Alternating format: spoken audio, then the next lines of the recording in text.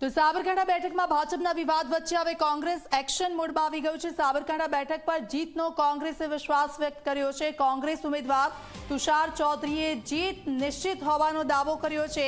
તો સામા પક્ષે ઉમેદવાર બદલ્યા તો પણ વિરોધ હજી પણ યથાવત છે। તુષાર ચૌધરીનું આ કહેવું છે, ભાજપનો અંદરનો વિવાદ અમે પહેલીવાર જોઈ રહ્યા છે। કોંગ્રેસ યુક્ત ભાજપ થયું, એના કારણે કાર્યકરોનો આક્રોશ જોવા મળી રહ્યો છે।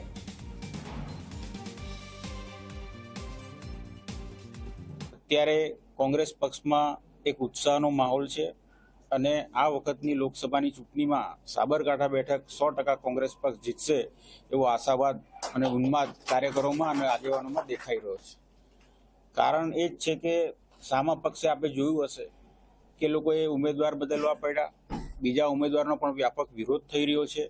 એવા સંજોગોમાં કોંગ્રેસ પાર્ટીએ પણ આ બધું પહેલી વાર જોયું છે। અત્યાર સુધી એવું આ ભૂતકાળમાં ક્યારેય ભારતીય જનતા પાર્ટીમાં કોઈ અવાજ નહોતું કરતું। મહીસાગરમાં